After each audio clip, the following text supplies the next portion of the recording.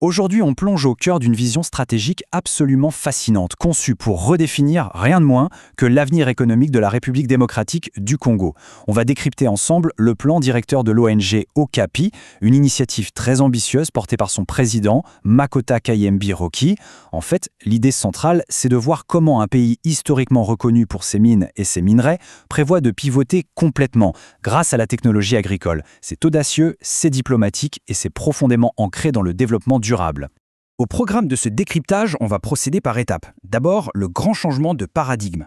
Ensuite, l'action et la valorisation. On ira faire un tour sur le projet Tekagri de Kisaitu avant de parler de la vraie révolution des drones pour finir par l'appel à l'action lancé à la diaspora. Allez, c'est parti! Première partie, le changement de paradigme.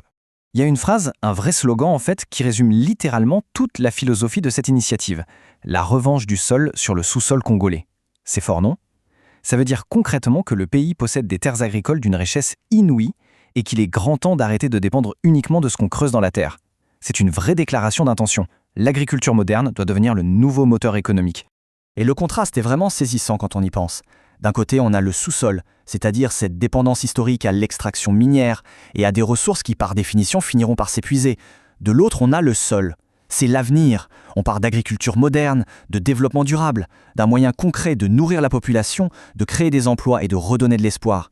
C'est un virage à 180 degrés pour passer d'une économie d'extraction à une économie de renouvellement.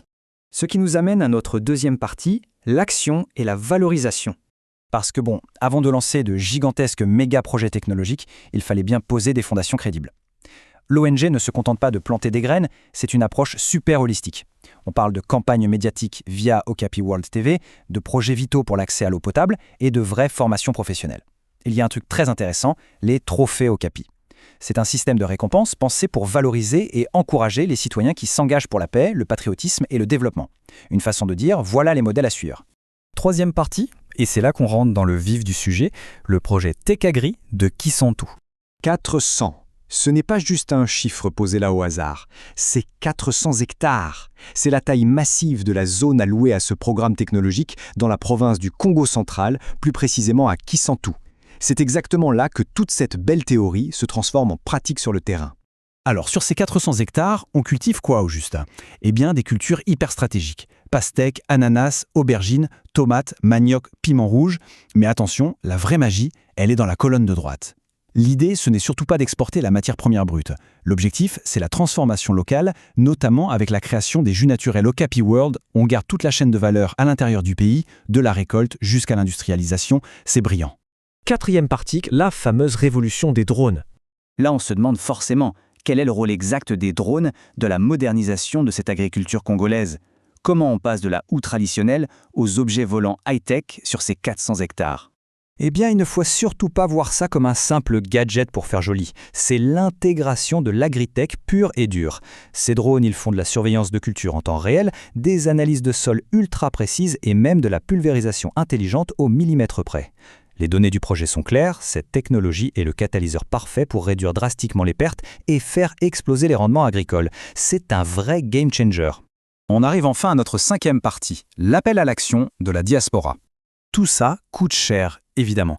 Alors, comment ce modèle de participation qui vise les citoyens et la diaspora congolaise dans le monde entier fonctionne-t-il réellement?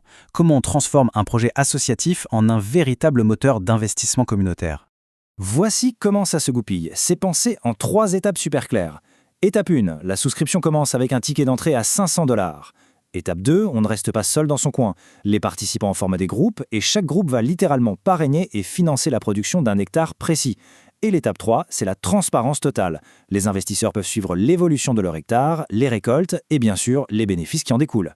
C'est une façon géniale de transformer des spectateurs lointains en véritables créateurs d'emplois locaux. Au final, toute cette grande stratégie s'emboîte parfaitement dans la boucle économique de l'ONG. Produire au Congo, transformer au Congo et consommer congolais. C'est la synthèse absolue de leur plan d'action. De la toute première graine survolée par un drone à Kisaitu jusqu'à la bouteille de jus naturel qu'on retrouve sur le marché, tout est lié.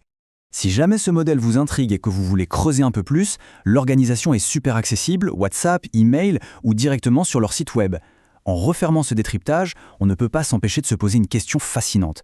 Est-ce que cette fusion entre la technologie agricole de pointe et le financement direct par la communauté de la diaspora, ce ne serait pas, finalement, la vraie clé de l'indépendance économique future de l'Afrique ? Je vous laisse y réfléchir.